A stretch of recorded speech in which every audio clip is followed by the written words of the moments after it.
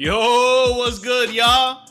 Welcome to another episode of the G Perspective. I am your host, George Michael Perez, aka GMike. Y'all already know what it is, baby.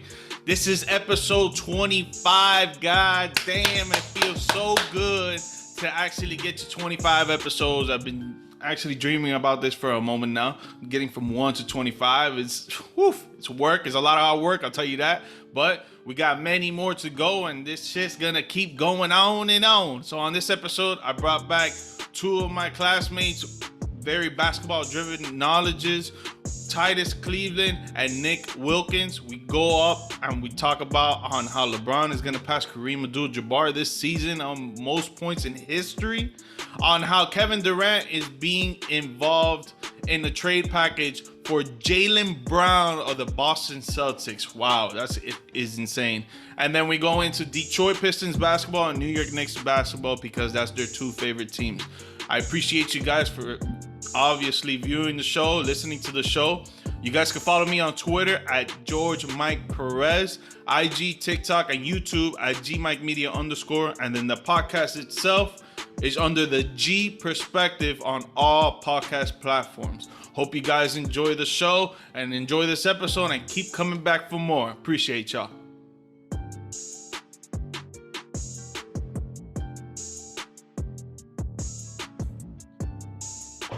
What up, my boys? How y'all doing, man? Yo. What's up, man? What's up, man? I'm a dog. Titus Cleveland in the house and Nick Wilkins. What's good with y'all? It's been a while since I've been on last time, and I'm happy to be back. I'm happy that we on break right now. For anyone that don't know, I needed this break. So we needed that. Myself, man. Needed that. Man, these breaks need to be longer though, man. Just a week. Come on, man. They don't care about it.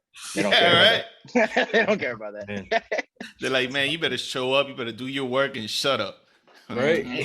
They working on getting you in and getting you out. No lie. That's what they want, man. They're using all those expenses. Mm-hmm. Oh yeah. For sure. It's crazy. Hey, but I appreciate y'all, man, coming on. You know, if you guys don't know, for me, this is my 25th episode, so it's dope. Going on the journey from 1 to 25 is pretty freaking lit, you know? That's awesome, yeah. That's awesome, man. And you guys been a part of it. You guys helped me out, you know, with these episodes, bringing in your talent, your personality, and your knowledge. I appreciate you guys, you know? Of course, man. Of course. Appreciate it. But real quick, because I know we were talking a little earlier, and I want to hear what Nick Wilkins got to say on this, man. Because it's getting shiesty out here, man. Hey, It's getting I'm ready for this topic. and the NBA, man, there's Kevin Durant trades going around the whole league. I'm pretty sure every single team is trying to put their hands in on this dude, trying to get this dude to come to their city, to their organization to play for them. Not New York. We not. They tried, but he said, New York take their time, bro. New York take their time over there. We done tried a long time ago. He done shot us down. We ain't going back again. We learned our lesson. You don't think that's so? Crazy, man. That that him and Kyrie just went to freaking Brooklyn instead of the New York Knicks, man. Like the Knicks got, out of all professional sports organizations, they top 5 in money. Y'all go to Brooklyn. No, I will say this thing though, because I'm kind of glad they didn't come to the Knicks, because prior to that moment, we were always, related to dysfunction, bad organization, bad culture. If we would have got those two players and they came to the Knicks and that same thing happened, we would have been like, see, that's why you should never went to the Knicks. But because it went to Brooklyn, and you can't blame the Knicks for always being dysfunctional. It's just sometimes you got bad stars that don't know how to lead. And it's, it's fair, or it's good to see that it happened with the Nets and not with the Knicks. That's all I'll say. You speaking facts though. Okay.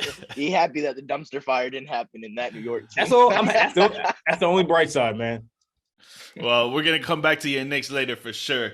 But right now, the thing that's trending right now is the Boston Celtics are looking to get Kevin Durant, but they trying to give up one of the stars, and they ain't Jason Tatum.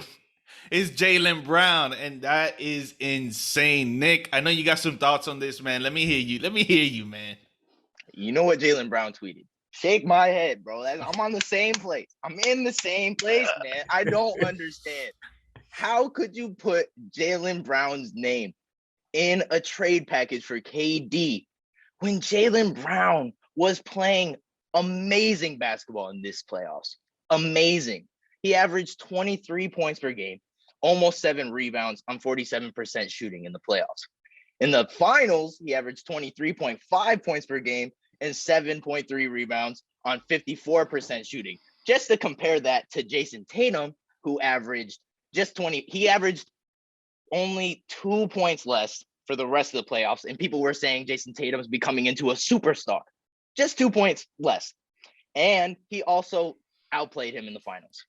So it doesn't really make sense to me why you could put Jaylen Brown in a package for KD, who they swept together in the first round. Doesn't make sense to me.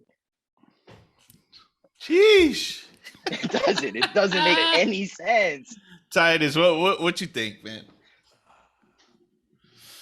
I get where Nick's coming from, where it doesn't make any sense. It just doesn't. You got 2 young 25-year-old players in the middle of their prime, probably haven't even touched their primes, and you're about to give up one of those players for a guy that's touching 34, 35, and is on the downside of his career, even though he's playing lights out. It's Kevin Durant.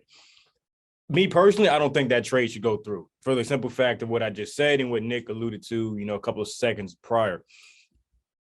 Jaylen Brown, man, is the guy that does all the dirty work. It may not look pretty. It may not look fascinating. It may not look smooth like Tatum and, the nice finesse and the jump shot. But it were moments during, last season where Jaylen Brown was dropping 30 points a night in like 5 back-to-back consecutive games. And he was, that leader for the Celtics when they were trying to figure things out. And Tatum was going through a struggle, trying to give up the leader role or the number one option role and make it a team-oriented game. I just think Brown was that guy during that time. And for them to put his name, the first name in the trade talks, I would be offended. I'd be offended. But no. I can't get upset because it's part of basketball. It's part of the business side of basketball. So if I'm Jaylen Brown, I'd be upset. I take it, with some type of hatred, but I move over. I move on to Brooklyn, man. I'm going to an organization that wants me for who I am and what I possess, and I can only look at it from that perspective. But it is messed up that Jaylen Brown has to be the scapegoat. It is messed up. It is messed up because if KD goes to the Celtics, it's just going to be ice off ball. Whoever takes the ball up the floor, that person is going to try to score. KD takes the ball up the floor, he's going to try to score. It's not going to be team ball. It's just go ahead. I will say it will be team ball because of the coaching staff that's present. You got Ime Udoka, who's totally different from Steve Nash. Okay, like Ime Udoka came in rookie year and gained respect not just from the organization but from the players as a whole. He will make sure that ball is being shared throughout the entire rotation of the 48 minutes. I just don't see Ime Udoka taking a backseat role to Kevin Durant. Like, I love what I saw from Ime Udoka that first season. He kind of set the tone like, yo, I come from this style of basketball, aka the Spurs. I'm not playing this nonsense. You're going to do it my way, and I'm not changing it. So Kevin Durant, if he does go to goes to Boston, I would expect him and Udoka to get on the same page at some point because, we have a system. It works. It worked last season. It got us to where we're at. I'm not switching it up just because you're Kevin Durant. Oh, you're literally a plug and play. We plug you in and we keep moving it on. That's all that really matters. But I don't think ISO ball should be a factor. All right. That's a good point because his coaching in his first year was amazing. He went to the finals. Like, there's not really much you could say bad about his coaching. But right. At the end of the day, when Kevin Durant lands on a team, things change. You saw it on the Warriors. They didn't play the same ball. That ball didn't keep moving around a lot. I'm not saying that they stopped that. I'm not saying they stopped that because I was about to say, I'm not saying they stopped that, but there was a lot more ISO ball when KD brought the ball up the floor, especially in that finals.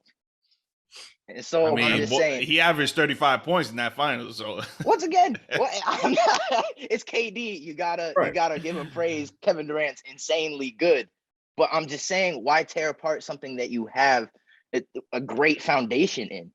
Their chemistry is already building. They tried to tear it apart before, and then they went to the finals. So why try to tear it apart again? That's my thing. Yeah, I hear you. It's just so like I'm on the fence about it, right? The reason is because I'm sure that we can all agree right now that KD is top 5 in the world right now in NBA. Yes or no? Yeah, Yes. I give you that. So for them to want to bring him in to win championships now, I understand that. But the thing that I don't understand is what you guys alluded to earlier. Moving forward, you got Jaylen Brown is 25. You got Jason Tatum is 23. They already have years together. They got that chemistry. They got that experience together. They know how to play together. So you're going to mess that up to bring in a 33-year-old who is injury prone up to this point. Boy had like 3 or 4 injuries already, and 2 of them are like major. You're going to bring him in. You're going to hope that you guys win this year, because if you get Kevin Durant, any team that gets Kevin Durant is going to the finals, well, hoping to go to the finals and try to win, right?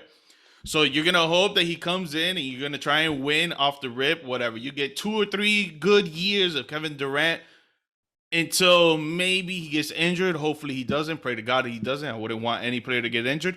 But maybe he does get injured because he's injury prone. And then you're going to let go of a future superstar in Jaylen Brown, who's only 25, to the Brooklyn Nets. That's what I'm on the fence about. I get why they want to bring in Kevin Durant. They want to win now. But letting go of Jaylen Brown in their future, it's not going to be good for them. And you made an excellent point. And it kind of sucks at some certain point in your career that when you're so great, that because Kevin Durant is so great, of a caliber of a player, he demands a lot when it comes to trade requests. And everything that you said is on point. Why would any team that's doing a deal with the Brooklyn Nets would be kind of losing in a sense. Yes, you're gaining Kevin Durant. There's once in a generational player, correct. But you're losing youth. You're losing, that young, already polished star. You're losing him for a guy that's only going to be on that team for possibly 4 years, depending on if he likes the situation in Boston, So those are things that you got to throw in consideration. Where if I'm Brad Stevens, I'm like, yo, yes, this is a guy that can put us over the map next year and have us compete with the Golden State Warriors. But the biggest question between Jaylen Brown and Jason Tatum was not if they could play together. It was, do they want to play together? Can they share the ball for 48 minutes? And Ime Udoka showed that he got both of them to buy in last season, and look where it got them. I don't break that up. I build off of that. Like you said, I use that system and I just grow from there. It's not like you got worse when you lost. You picked up Brogdon, you picked up a body. I forgot they picked up another big. So it's not like you digress. You kind of improved. So go try it again, man. Don't go and break that up to get Brown and Smart and Grant Williams. And now you just lost your core guys to get one main score. I'm not doing that, man. No way. Going off that point. Real quick. Sorry, go ahead, Jordan. No, I was just going to say that the big man they brought in was Daniel Gallinari. Gallinari, yes. So even then you got a big that can stretch the floor and shoot. I'm not messing with that, man. I'm really not. Yeah, definitely. Gallinari can bring more defenders to the perimeter because he can shoot. And then what you said about Brogdon, I think the addition of Brogdon is huge. I mean, best trade so far. I think that and DeJounte Murray, I think those two are like top 2 right now. It's up there because Brogdon, if he stays healthy, he can spread the floor. He can take away that issue they had, that playmaking issue. So the ball doesn't have to run through Tatum all the time and he doesn't have to keep passing the ball around. I think if Brogdon brings the ball up the floor, he can not only limit the turnovers, which they had an issue in not only the finals, but the entire playoffs, but he can also bring a different side of the offense that we haven't seen before. He can also score because Marcus Smart, he had dropped 20 in a few games, but he's not known as a scorer. He's not a scoring point guard. He's also not a playmaking point guard. He can make plays and he can score, but he is a defensive point guard. Yeah. And yeah, George. No, I was just going to say, like, when you bring in that aspect of the whole Brogdon trade, right? I feel like you already did all the moves that you needed to do in the offseason. Like, why keep continuing to try to in this case, they think that they're gonna get better getting Kevin Durant. I don't know. I don't know if they do get better. Like, yeah, Kevin Durant's one of the best players in the world right now, but Right. you know, you got this core, like the chemistry, like I was alluding to earlier. You're gonna break that up to bring in a superstar that you hope he's gonna lead you to the finals and win. I don't know, man. I think you stick to what you got right now because what you got is great. One of the best defensive teams, maybe in NBA history. You bring in Brogdon, that, like Nick said, you fix that playmaking problem, and hey, you could go back to the finals. I'll say this, and we can move on if you guys want. I think any team KD goes to, you're going to be put in the same situation. Well, KD's going to be put in the same situation that he was in Brooklyn. It's like you get KD, right, but now you lose all these role players and pieces that make up a championship team. So now you're going to put more pressure on the two main stars and Jason Tatum and KD to get it done. That's not something you want to do. We've seen what Tatum was able to do, you know, at a young age. You don't want to throw more pressure onto him. Now, okay, you got KD now you got to get it done. We prayed all this stuff. Now we got to happen. And if he doesn't, now he's a bust. Now he's not a superstar. That's something I don't want to throw on Tatum just because we're trying to win right now. Like, you guys have the blueprint. It's built. Just, you know, stay the course, man. Don't ruin that. I'll just leave it at that. Yeah. Yeah. I mean, we're going to see what happens. We're going to see what the Boston Celtics do. Hopefully they stay put and they keep that team together, man, because if not, bro, you bring in KD there, I don't know, man. A lot of things are going to change. That's for sure. A lot of things will change. 100%. And KD seems to always have his bag packed. Seems to always be ready to go. Yeah, keep that in consideration too. That boy got that Kanye West home travel package. That boy on the move of 24/7. Oh my goodness. Hey, I love KD, man. Yo, he's an amazing player, dude. It's just that, bro, when his shit hits the fan, that boy flying away. For real. Got his bag packed. Crazy. For you. Bro, another thing going down right now, man. Hey, LeBron James is on pace to pass Kareem Abdul-Jabbar in most points in NBA history this season, man. And I know a lot of barbershop talk and a lot of Twitter talk and stuff like that. People are asking the question: if he passes Kareem in points, does that make him the GOAT? Titus, I'm gonna go with you, man. Damn, you gonna put me on a hot spot like that? Put you on the hot spot, boy. Does it make him the GOAT? No. But what it does make him is the best all-around player to ever play the game. And while I distinguish the two as great, GOAT, you know, I compare that to success, opportunities, the amount of times you were successful and opportunities that you were given. Unfortunately, LeBron went to multiple championship rounds, but didn't come up, you know, on the W side. Yeah. However, take away success and everything else, the championships, if you look at the totality of his work, the body of his work, man, someone who was not known as a scorer is about to be the all-time scorer in NBA history. Like, come on, man. And he's top 10, probably top 10 in all other categories, and rebounds, assists.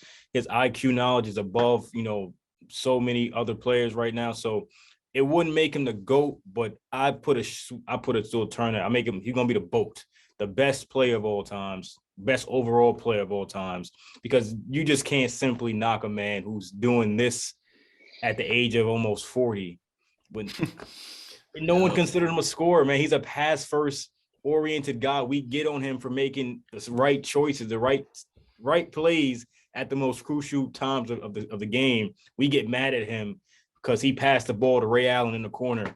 Hell, I got him a championship, but it's like, you know, he's about to be the all-time scorer in points, man. That's just mind-boggling to think about it. Yep. Going off what you said, how is he not looked at as a scorer? How? Like, is that when he first came into the league, he was just, well, not even in high school. When he came into the league, he was always trying to get people to get their points. Yeah. I mean, that's true and all, but he can still put the ball in the basket and make plays. I think, going off what you said, best of all time or greatest all-around player, I mean, that's a great way to describe him. I mean, he can do it all on the court. We see it game in and game out still to this day. I mean, like, he's played at such a high level for so long. It's insane to watch. And now he just needs to average just under 18 points per game to pass Kareem. Granted, if he plays every game this season. Yeah. But I mean, that's completely achievable because he's done more than that in every season he has played since he's been in the NBA. So going off what Titus said, I completely agree. Does that make him the greatest of all time? I don't know. But best all-around player, definitely can give him that. Yeah. I put him up there though. One of the GOATs, 100%. It's just that top two. Like when it comes specifically to comparing him to MJ, I don't like doing that because MJ to me was the better comparison is Kobe and MJ because they're literally the same exact player, same position, great defensively, offensively phenomenal. Like, you know, like I feel like those two are more comparable than anything. LeBron and MJ, LeBron's more comparable to Magic Johnson, if anything, because of the way that he plays a pass first. Obviously, Magic didn't have a shot like LeBron does now and stuff, or he tries to get to the rack as much because he had Kareem and stuff. But I don't know. I don't like comparing LeBron to MJ in that sort of way. But if I have to, I won't say LeBron is better than MJ, and I won't say that MJ is better than LeBron. Like, again, I just can't compare the two. I think it's something that we're gonna discuss for years to come, man. You can't really get out the debate of that, you know, whole GOAT topic. But I try to just become more appreciative of the players in their generation. You know, I didn't get a chance to watch MJ and Karl Malone and Magic. I wish I could have grew up watching Magic play. But agreed.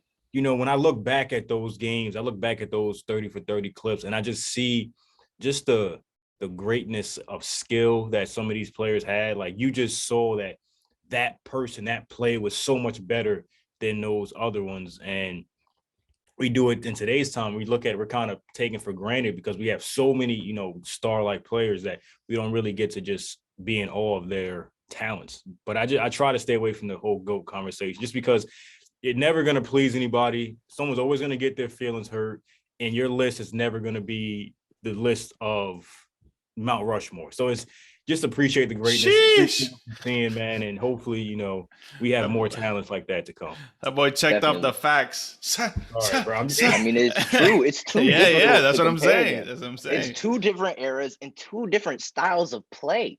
Yeah, it's just too hard to compare them. It's just that they're both amazingly great, bro, and people just want, obviously, the people that grew up watching 90s basketball, they're like, yo, MJ's the greatest. And I understand. You know, you saw that right in front of your eyes. And then us growing up in the 2000s, bro, like we're watching LeBron take over the league, and then 2010s take over the league, and now in 2020 still doing the same thing. Like dude, I don't know. It's tough. Nick, my bad to cut you off. Nick, you said LeBron needs to average how many points this season? It was just under 18. Yeah, it was 16.2. It was 16.2. Well, that's what I saw. That's what I saw in the post. It could be wrong. Well, I thought it was 17.6 to tie. Okay, well, just to be clear, LeBron James has never averaged less than 20 points in his career. So can we just be honest and say that's going to happen? It's going to happen. Okay, like the man put up 30 last year. Come on, I have no worries of him passing Kareem this season. I just want to see the moment that it happens, the translation or the connection of respect is given. I want to see, is it shown? Is it going to be, I don't know. They'll try to get him to break it at the Staples Center. My fault, the crypto.com arena. They'll try to have him break it there. Yeah, man. They'll try to have him break it there to see if they can get Kareem in attendance and see if they can have a mutual respect. But as LeBron has crept closer to this record, there have been a little shady remarks from Kareem throwing at LeBron, like, just because he's such and such doesn't mean he's a great, like little shots thrown at him. And that could be because he knows that his record is about to be broken, something that many people said would never be touched.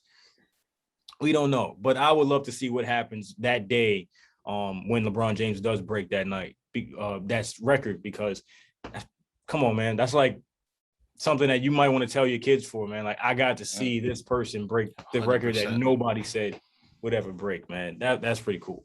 Unbelievable. No, yeah, it's gonna be dope for sure. And honestly, I see it happening maybe mid-season, man, around Christmas, man, a little after Christmas. Early. That's a little too early. I don't know about that. 1,500 left, bro. That's a little bit too early. So Kareem got 38,387, right? LeBron has 37,062. So he needs 1,400. Yeah. 1,400 or 14 plus a little right there. So I say he could probably break that probably after the All-Star break, possibly heading like wrapping up the season. I'd say he'll go around there. Okay. Because depending on how the Lakers are playing, if they're playing great basketball, then he's going to play more games, which ultimately leads into more points. If they're still trying to figure stuff out and don't know who they are, then LeBron's going to take days off, might not play the full quarter. So I say more toward like the later half of the season. Okay. Yeah, it's going to be a great one for sure. We're going to witness history this year, It's going to be dope. But yeah, I want to hear your perspectives on your teams, man. So, Nick, I'll start with you first. I know you're a big-time Detroit Pistons fan, man. And, you guys did good in the draft. You guys could have had a better offseason, but, some people just can't lay their hands off their women. And I got nothing to say about that, man. Nothing. Yeah. Zero things. He could have got a bag. Boy, fucked up. I ain't got nothing to say. But yeah, let me hear some of your perspectives on your Detroit Pistons and what you think they're going to do this season and moving forward. I mean, as a Detroit fan, I'm surprised. I'm genuinely surprised. I didn't think we would do this good. I mean, right off the bat, we traded Jeremy Grant for half a bag of chips. We got the 2025 first round pick, and it's like, okay, that was the Bucks pick. So I'm just like, for Jeremy Grant, who averaged over 20 points per game, we got a 2025 first round. Okay. And that's probably not going to be a high pick because it's Milwaukee, and Milwaukee's going to be good for a while. Granted, if they keep Giannis, but then we turn around in the draft and go crazy. And then we get Jaden Ivey. I didn't even think he would fall to us. I was thinking the Kings would take him, even though they don't really need a guard. I was hoping they take Keegan Murray, but I would have been fine with Jaden or Keegan because I think they're both exceptional talents. But Jaden Ivey brings something different to the table. He brings that electrifying offense. Titus looks very mad in there. Over there. He wanted him so bad. I'm about to get to what's really making him mad is the Knicks could add Jalen Durant, and then they gave it to us, which I appreciate. I really, really appreciate that. And we gave him our half a bag of chips. We gave him that 2025 first from Milwaukee. So I ended up getting, the Pistons ended up getting Jalen Durant. Oh, you're a part of that. Grant. You're a part of that organization. Definitely not. So they got Jalen Durant pretty much for Jeremy Grant, and I wasn't expecting them to flip it like that and give the half a bag of chips to the Knicks. I was not prepared for that, but I think he can bring an aggressive side to Detroit basketball that we haven't seen since the Bad Boys and the Malice at the Palace, stuff like that. We haven't seen that aggressive side other than Isaiah Stewart trying to start stuff with LeBron. But I think Jalen Durant from Memphis could be a great piece. He'll probably come off the bench behind Isaiah Stewart, but he has 2 blocks per game, and his field goal percentage is through the roof, 60% from the field.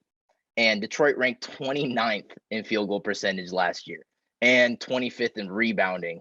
And he's going to get his 8 rebounds a game that he did in Memphis. He'll get his blocks. He'll get his field goal percentage, drive that up for Detroit. And that's just the second guy we got in the draft. Then we got Jaden Ivey, who can score 17 points per game at Purdue. And I'm just really excited to see this new look Pistons team teaming up with Cade, first overall pick of not this year's draft, but the year before. Well, Titus, before we go into the Knicks, what do you think about Detroit? What do you think they're going to pop off this year? Well, I will say one, That took way too long to answer the question, Nick. You got to the point. Okay, yes, you got Jaden Ivey, you got Durant. I had stuff to say. Jeez. As far as Detroit goes, you guys need this. As bad as your sports organizations are, you guys need this one. I was upset. I'll be honest, man. I was really upset heading into the draft. I didn't, like Nick said, I didn't have that much, scouts on Jaden Ivey. But until I started seeing more, I started hearing more, and I was like, this could be the guy. This could be our guy. And we tried giving everything to Detroit. We tried giving them our 3 years of picks. We would just get begging. It wasn't budging. And the more I realized Detroit wasn't budging, the more I realized this dude Ivy is the truth. Because there's no way that a team like Detroit, that they're running the mill team. They don't really care. You got it. They suck. I'll say it. Yeah, they're terrible. They're a rehabilitation team. For a team like that to just say, no, we're gonna stick with our guy and go after this guy, this key star, I knew we were about to have a once in a generational player slip through our hands once again, aka Steph Curry. As far as the whole Jaylen Durant thing, man, was I hurt? Yes. Was I surprised? No, because it's the Knicks. We always do some stupid stuff like this where we end up giving up a key body, man. You said it, 6 rebounds a game, 2 blocks at Memphis, has a high percentage rate. Tibbs would have loved to do, bro. Tibbs would have, enjoyed having him on the floor as much as possible. He could have went up alongside Mitchell Robinson. They could have been the Twin Towers. We could have been set on our anchor in the front court. But no, we don't do that. What do? We grab picks and things. You got the 2025 first. I don't care about that.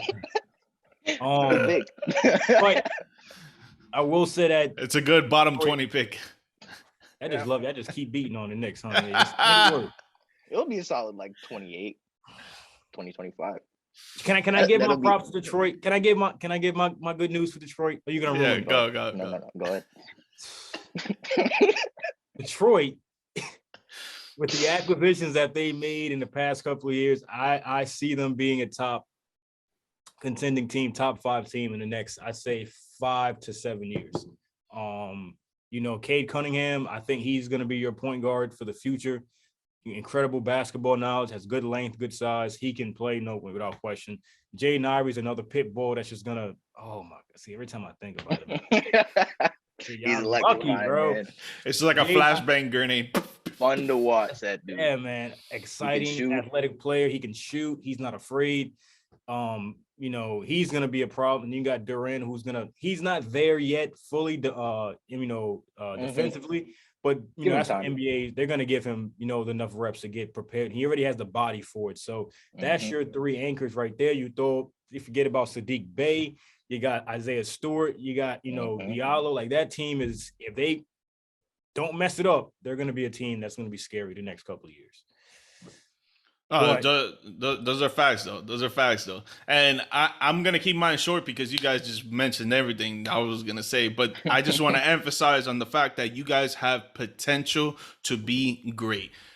I agree with Titus, him saying 5 to 7 years, you guys will be contenders. Bro, you guys are going to be contenders 100%. And then the other thing is that once you guys start clicking on all cylinders and start winning games and showing up in the playoffs and then going deep in the playoffs, then you're going to get a superstar talent that's going to want to go to Detroit, and you guys are going to be over the hump on that. So, yeah, you guys got tons of potential. I know. Like I said, I couldn't believe it. I'm so used to Detroit in every sport, just messing it up every time. And so it's just crazy to watch something happen successfully. So far. I won't get too ahead of myself, but the speed and the electrifying game that Ivy has it's a good start, to say the least.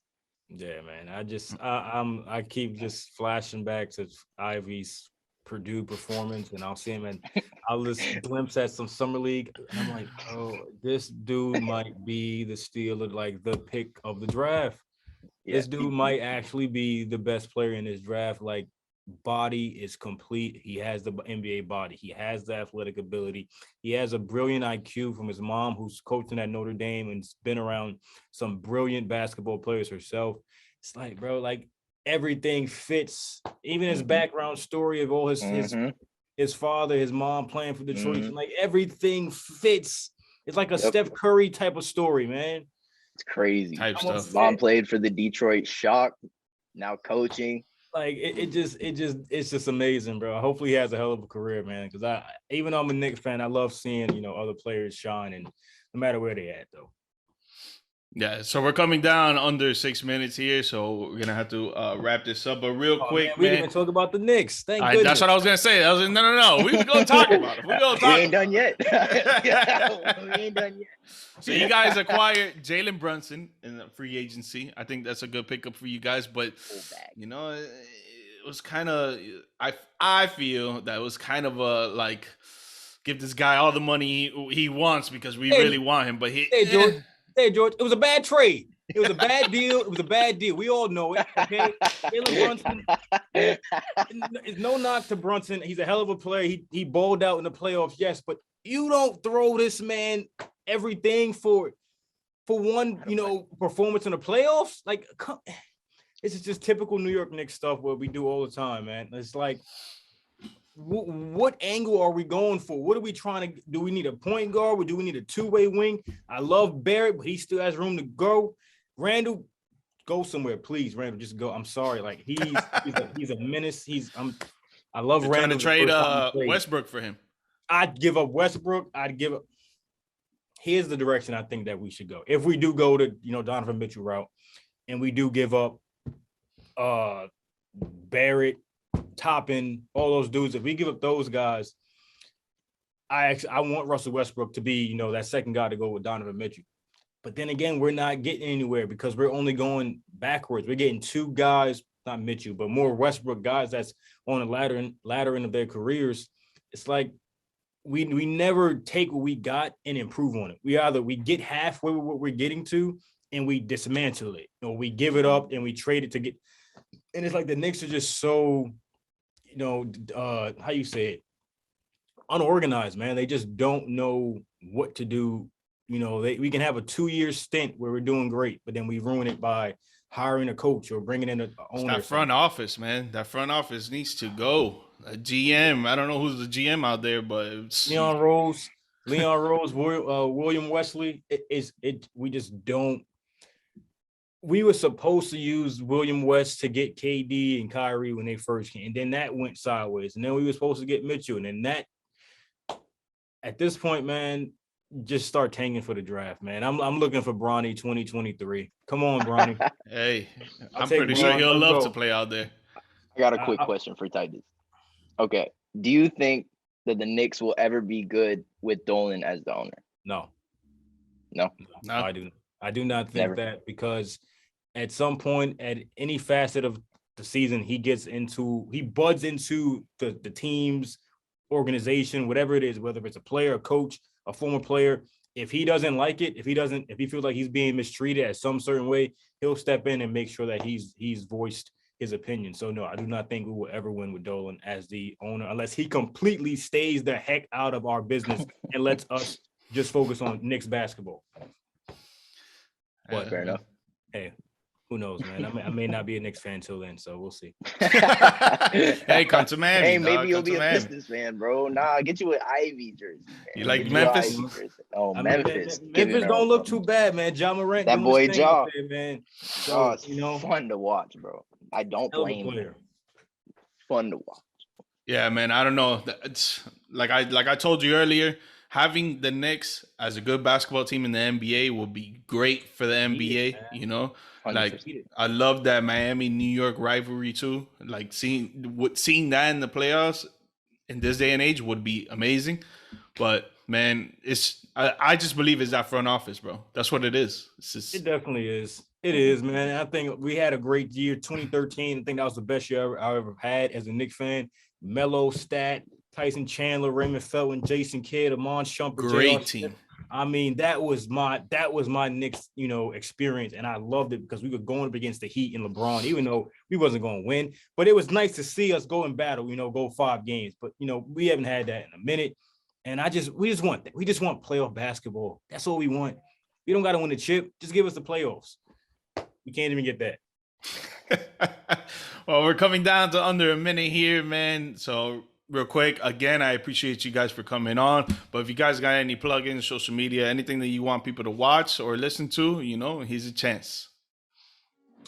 I ain't really got too much right now. I'm still in the works. As you can see, my show name right there, Wins and Losses. That should be up and running in a couple of months. But it's going to be a lot of content, sports related, basketball and football driven. So stay tuned and, tune in whenever it's up there. Love it. You can follow me on Instagram at nick.jwilkins and Twitter at nickjwilk. For sure. And guys, you can follow me on Twitter at GeorgeMike Perez, IG, TikTok, YouTube at GMike Media _. And then the podcast itself, the audio version, is under the G Perspective on all podcast platforms. Nick, Titus, hey, I appreciate you guys again, man. Obviously, we're going to do this again. And, we got to go hit the batting cages like we were talking about earlier because we got to see who's was what. It ain't me. I'm looking forward to it. All right, my boys. All right, man. All right, Appreciate man. you.